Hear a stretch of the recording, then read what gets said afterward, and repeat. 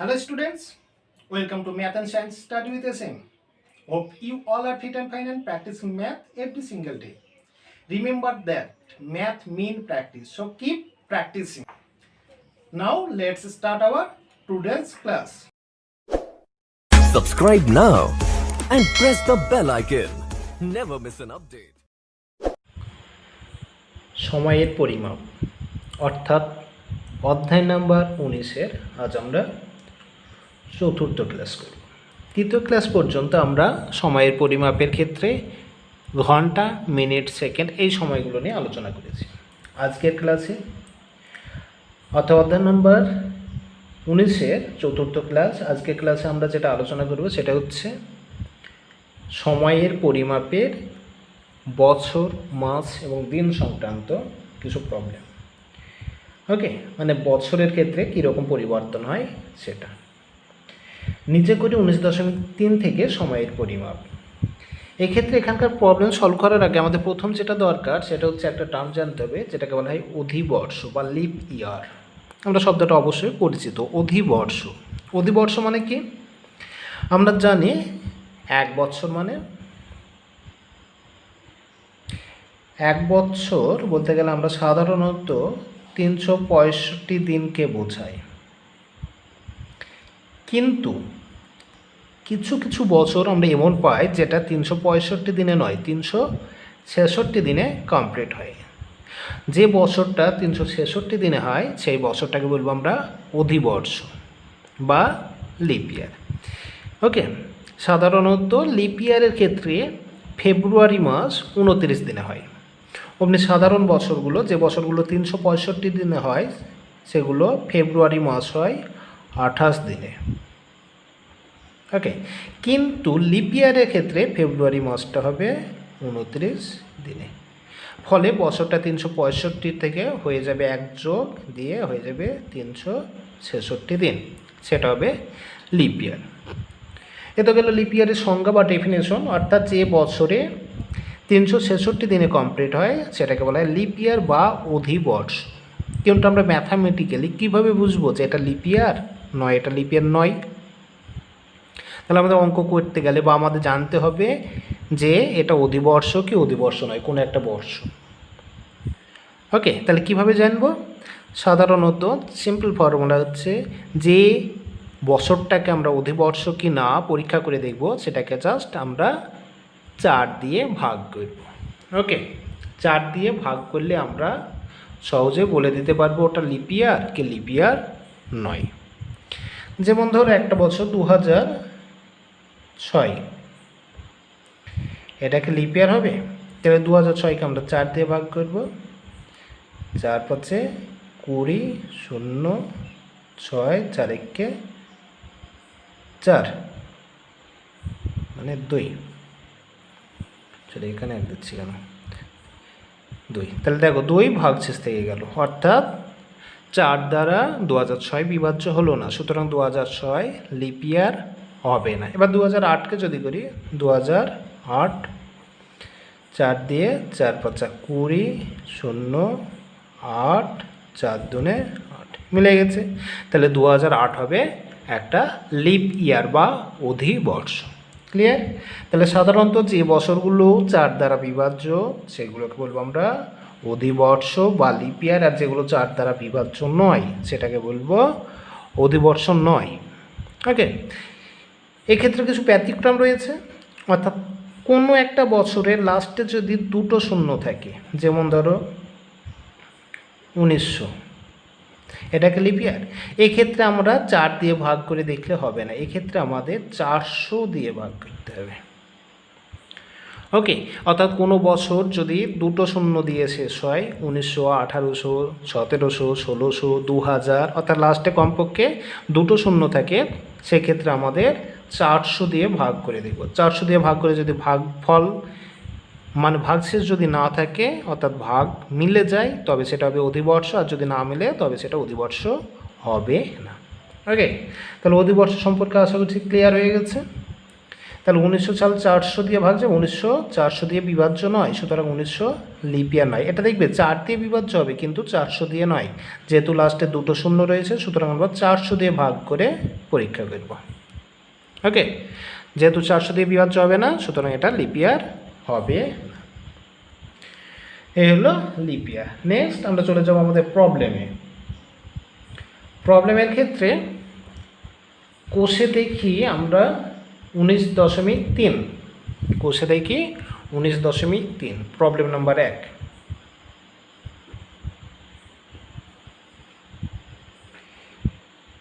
2010 সালের 1 ফেব্রুয়ারি সোমবার ছিল, 2010 সালের 1 মার্চ কী বার এবং 2010 সালের 1 এপ্রিল কী বার ছিল হিসাব করে লিখি।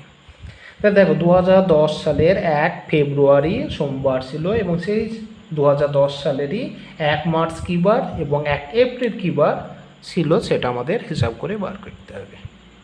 ক্লিয়ার? এই ক্ষেত্রে কিছু আমি একটু হালকা টাচ দিচ্ছি কীভাবে তোমরা নির্ণয় করবে। তো প্রথমত সালটা দেখো, যে সালটা ক্রস করছে মানে যে সালটা আমরা পেরিয়ে যাচ্ছি সেটা কি লিপ ইয়ার না লিপ ইয়ার নয়, মানে অধিবর্ষ কি অধিবর্ষ নয়। আমাদের 2010-এর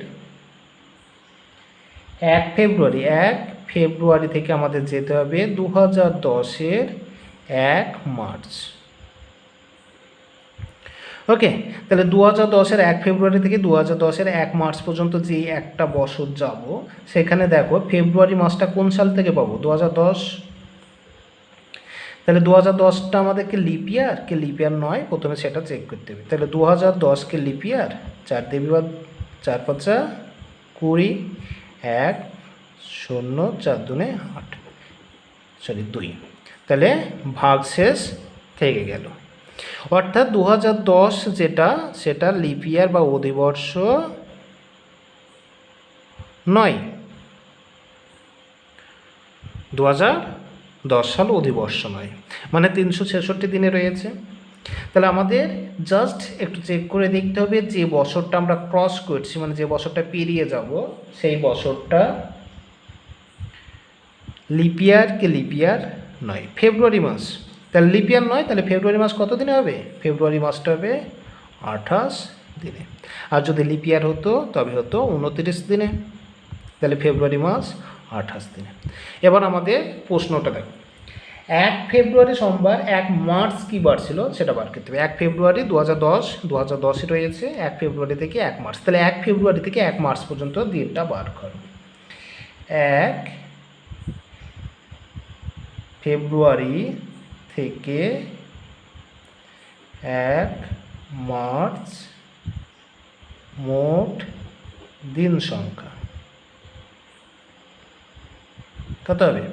ফেব্রুয়ারি মার্চ আমরা দেখলাম লিপ ইয়ার নয়, সুতরাং ফেব্রুয়ারি মাস 28 দিনে। তাহলে 1 ফেব্রুয়ারি থেকে শুরু করেছি, তাহলে 28 থেকে 29 পর্যন্ত, সরি 28 পর্যন্ত 1 থেকে 27 দিন, প্লাস এদিকে 1 মার্চ মানে 1 যোগ হবে। দেখো 1 ফেব্রুয়ারি থেকে শুরু করেছি, সুতরাং 1 তারিখটা বাদ, তাহলে বাকি থাকলো 27 দিন, আর এদিকে 1 মার্চ মানে টোটালে আমাদের ঘুরে ফিরে 28 দিন আসলো। টোটালে 28 দিন। এবার যেটা নির্ণয় করতে হবে তোমাদের, 1 সপ্তাহ মানে 7 দিন, সেই 7 দিয়ে আমাদের এই দিনটাকে ডিভাইড করতে হবে। 4 7 28 মিলে গেছে, অর্থাৎ কোনো ভাগ শেষ নেই।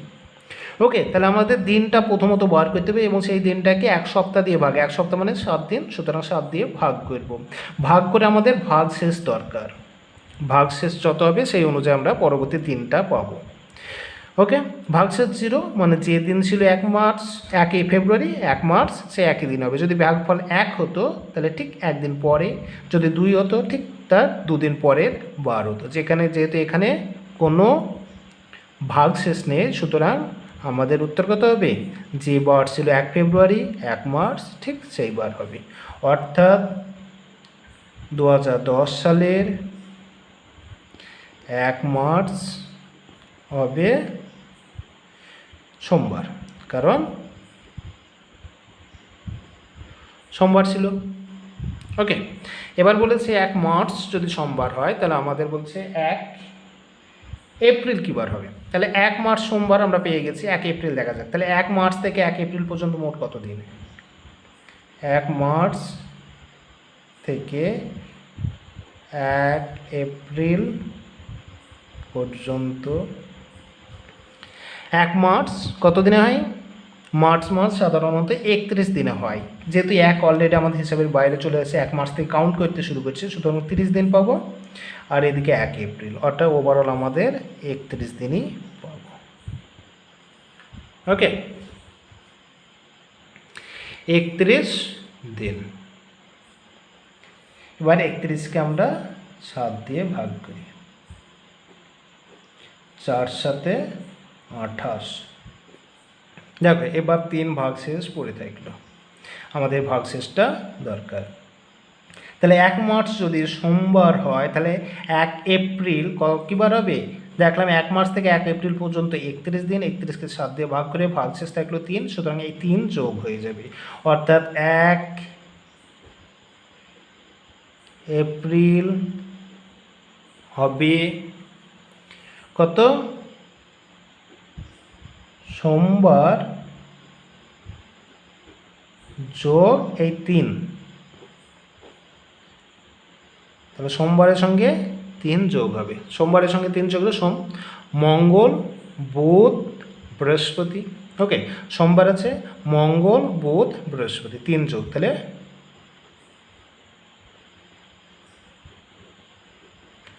বৃহস্পতিবার। তাহলে 1 এপ্রিল হবে বৃহস্পতিবার। ক্লিয়ার? খুব ইজি প্রবলেম। তাহলে আমরা হিসাব করে নিজেরাই সহজে বার করে নিতে পারবো কী বার হচ্ছে। ওকে, নেক্সট 2 নম্বর প্রবলেম। 2 নম্বর প্রবলেম বলেছে দেখো 1-2-2012 বুধবার ছিল, তাহলে নিচে কতগুলো তারিখ দেওয়া রয়েছে, ওই তারিখগুলো কী বার ছিল আমাদের বার করতে হবে। 1-2-2012 অর্থাৎ 2012 সালের 1 ফেব্রুয়ারি, 1-2 মানে 1 ফেব্রুয়ারি, তাহলে নিচে কতগুলো ডেট বার করতে, 1 মার্চ, 1 এপ্রিল, 1 মে, 1 জুন, 4 জুন। তাহলে এটা তোমরা এইভাবে নিজেরাই করার চেষ্টা করবে। তাহলে আমরা চলে যাচ্ছি আমাদের পরবর্তী প্রবলেম, অর্থাৎ প্রবলেম নাম্বার 3।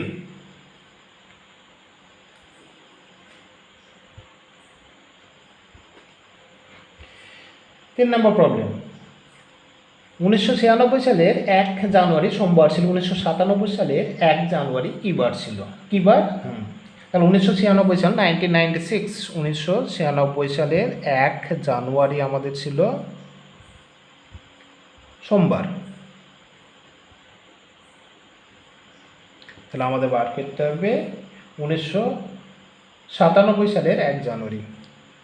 1997 সালের 1 জানুয়ারি কী বার ছিল? ওকে, 96 1 জানুয়ারি দেওয়া রয়েছে, আমাদের 97 1 জানুয়ারি বার করতে হবে। তাহলে হিসাবে দেখো 1996 থেকে 1997 সালে আমাদের যেতে হবে, 96 থেকে 97। তাহলে যে বছরটা ক্রস করছে সেই মধ্যে আমাদের ফেব্রুয়ারি মাসটা কোন সালে পড়ছে সেটা আমাদের প্রথমত খুঁজে বার করতে হবে। তাহলে আমাদের জানুয়ারি থেকে শুরু করলাম 96 আর 97 জানুয়ারি পর্যন্ত পৌঁছতে গেলে একটা ফেব্রুয়ারি পাবো, এবং সেই ফেব্রুয়ারিটা পাবো 1996 সালের। তাহলে এই 1996টা লিপ ইয়ার কিনা সেটা আমাদের চেক করতে হবে। ওকে, যে সালে আমরা ফেব্রুয়ারি পাবো সেটাকে লিপ ইয়ার চেক করব। লিপ ইয়ার চেক করার নিয়ম 4 দিয়ে ভাগ, 4 4 16, 3 9 4 9 36, 3 6 4 9 36, অর্থাৎ মিলে গেছে।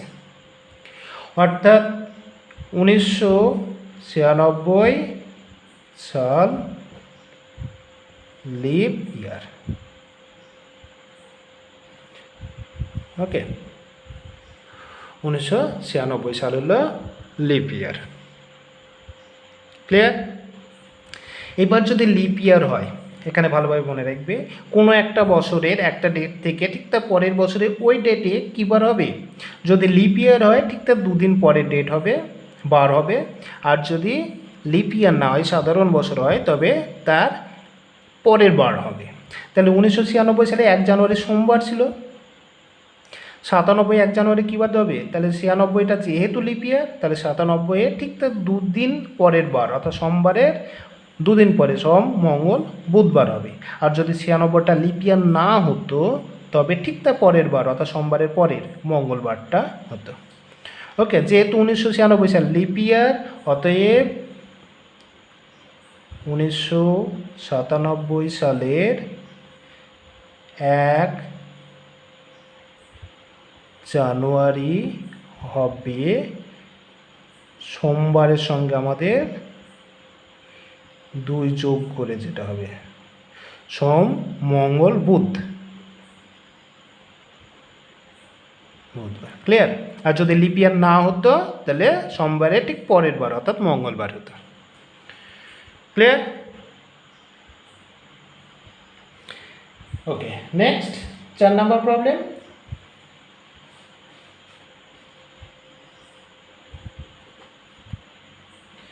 দু সালের 1 মার্চ সোমবার, 2005 সালের 1 এপ্রিল কী বার হবে?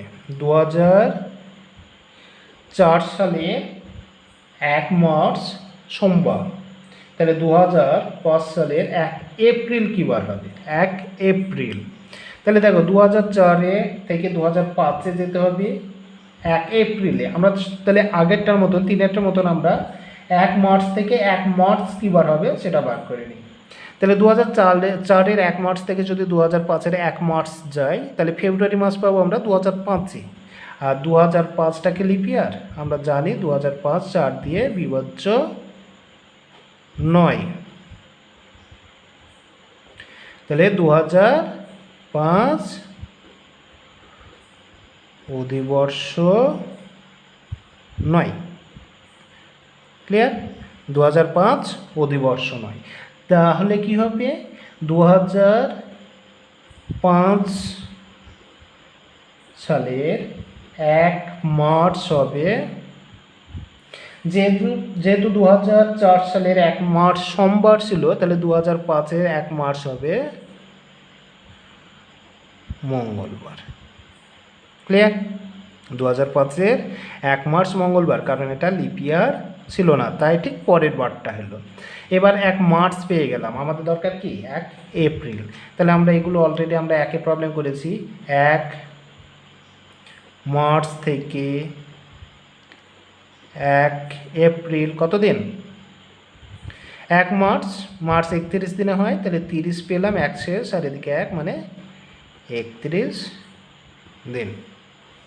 এবার এই 31টাকে আমাদের সপ্তাহ দিয়ে অর্থাৎ 7 দিয়ে 31কে ভাগ দিতে, 4 7 28 3, তাহলে 3 দিন পরের বার হবে। অতএব 2005 সালের 1 এপ্রিল হবে আমাদের 2005-এর 1 মার্চ ছিল মঙ্গলবার, সে মঙ্গলের সঙ্গে এই ভাগশেষটা যোগ মানে যোগ 3 বার, তাহলে মঙ্গল বুধ বৃহস্পতি শুক্রবার। ওকে, তাহলে 2005 সালের 1 এপ্রিল হবে শুক্রবার। ক্লিয়ার? খুব ইজি টাইপের প্রবলেম কিন্তু খুবই মজাদার প্রবলেম। আমরা জাস্ট গণনা করে বলে দিতে পারছি কত সালের কোন তারিখে কী বার হবে। ওকে, তাহলে 1 থেকে 4 পর্যন্ত এবং 2-এর প্রবলেমগুলো তোমাদের নিজেদের সলভ করতে দেওয়া হলো। আশা করছি তোমরা নিজেরা ভালোভাবে সলভ করতে পারবে এবং ক্লাসটা ভালো করে ফলো করলে বুঝতে পারবে কীভাবে আমাদের বারগুলো নির্ণয় করতে হচ্ছে। ওকে, নির্ণয় করে একাই সলভ করতে পারবে। তাহলে 2-এরগুলো নিজেরা সলভ করবে। ওকে, থ্যাংক ইউ।